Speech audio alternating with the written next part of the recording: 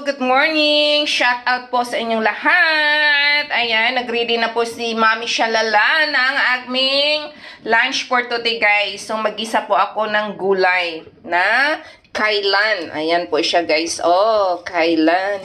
Kailan mo kaya ako Ay, charot. Bitin. Ayan. So, mag-ano tayo, guys. Magprito tayo ng isda at saka may dalawang egg tayo. Tapos, nakapag-slice na rin si Shalala ng garlic at saka ginger. Tapos, may ano tayo, guys. Kunting, yung salted fish. Ayan.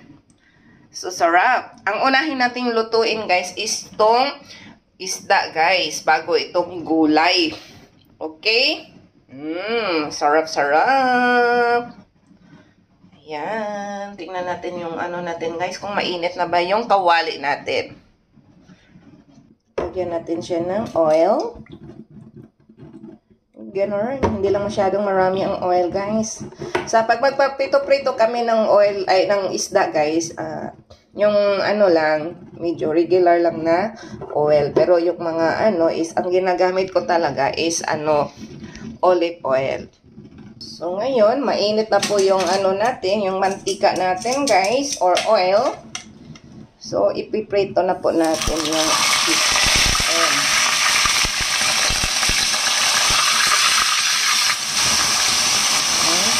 Ayusin lang natin para makasya tong tatlong isda dito sa, natin, kawali. Ganun.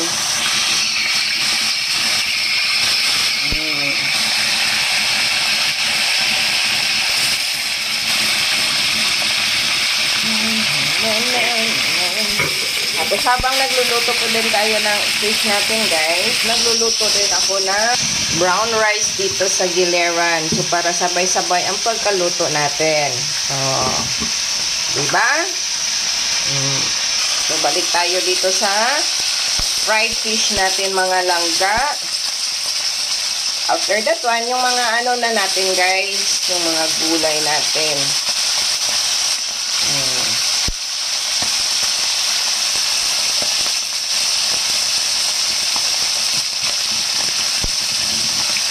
Ganon lang siya. Tapos, kakain na rin si Shalala. Para may lakas tayo, guys. Ay, lakas talaga. Oh, diba?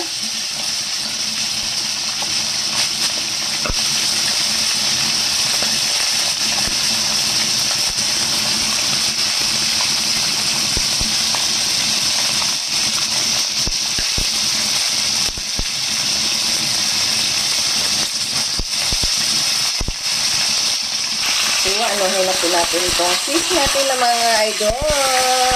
Sarap ito. Crunchy. Masarap at crunchy. Ayan.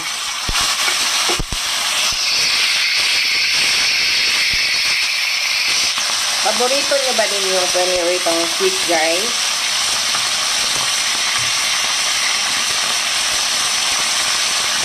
Ganun nagkakadabi.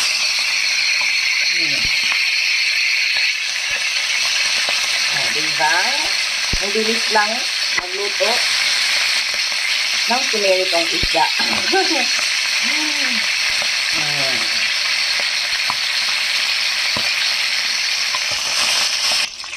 So, luto na po yung natin, mga idol. Yung isda natin, no? Tingnan lang natin. Kasi iniwan ko siya, pinahinaan ko po yung, luto na siya. Ayan, ibaliktad lang natin siya, mga idol. Ayan, para pantay. Ganon. Harap.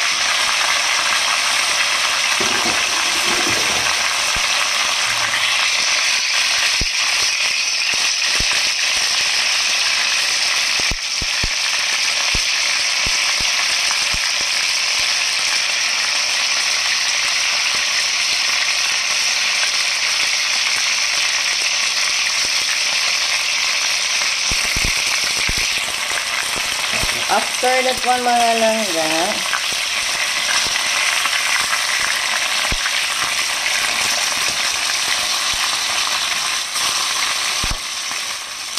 Yan na yan.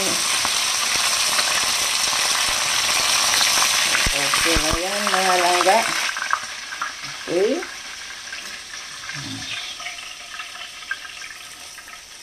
Dalawa kang Bisayang hilaw, isa sa akin. Charot.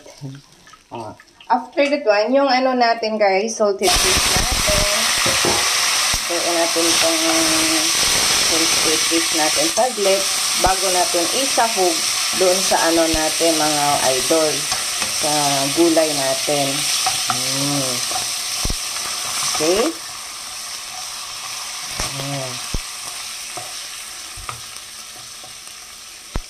Ganun lang kadali. Luto na yan. Kasi isahog pa man natin yan sa gulay. Ano yan?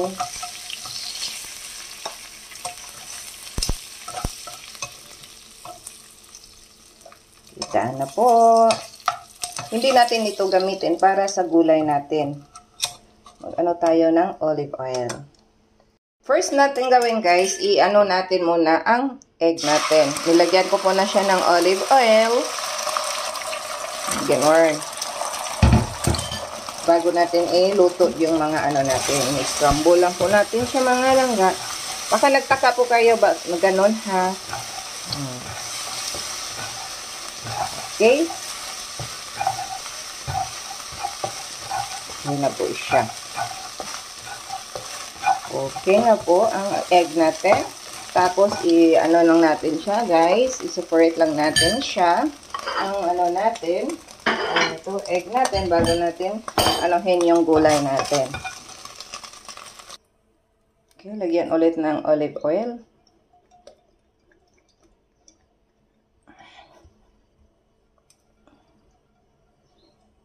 Okay na. Ubos na ang isang bote. Ay, nako. First, igisa natin yung, ano natin guys, yung loya or ginger.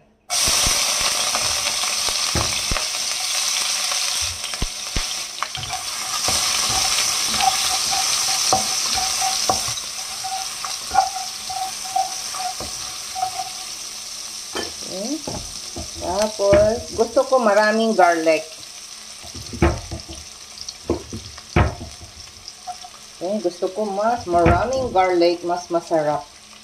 Mas masarap. Okay.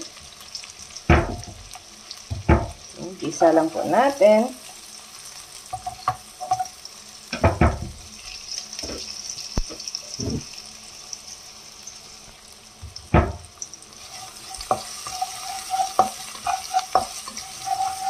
I-brown lang natin konti yung ano natin, mga idol.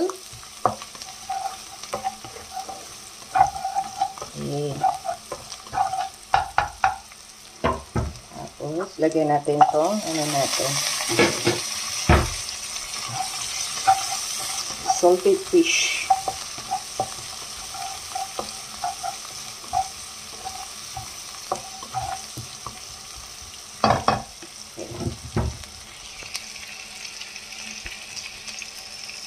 So, nakita nyo na yan mga idol, nga nag-brown na yung ano natin, yung garlic natin, at saka yung ginger. So, ngayon, ilagay na po natin yung kailan. Kailan pa ba? Ayan. Sobrang, ano natin, ito mga idol.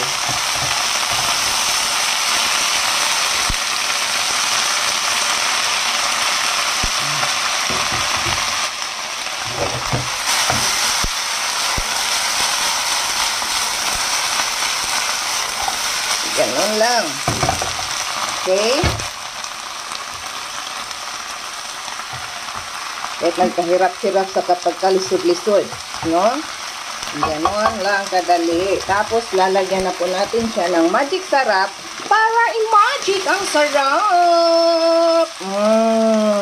Huwag lang masyadong marami kasi may salted fish na tayo dyan sa gulay natin.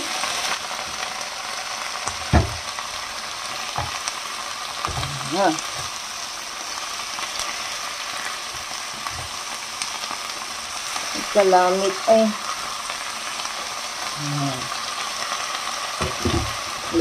ano, kasi ganon.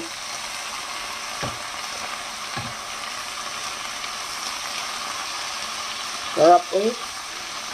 Tapos maraming mga langga. Ahos. Ay nako. Love it. Tuloy-tuloy lang ang pagluto. Sarap. Oh, so nakita nyo na yan sa mga langga. Ilagay na po natin yung egg. Ganon. Ganon lang siya mga langga. Oh, kanamit manggit sa natin good eh. So ngayon, done na po yung gulay natin. Ilagay na po natin siya dito sa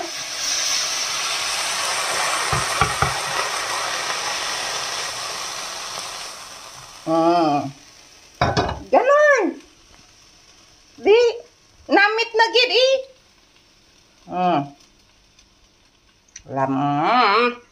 Simple lang pagluto ay.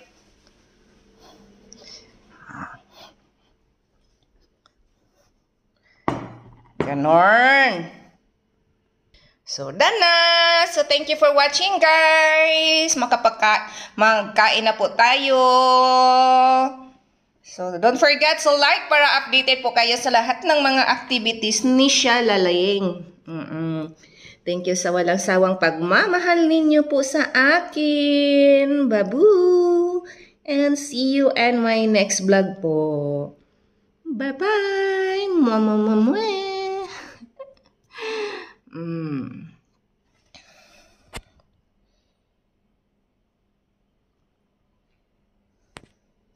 Laki ng mata ng isda. Kain na tayo guys kasi papunta pa ako ng dentist guys.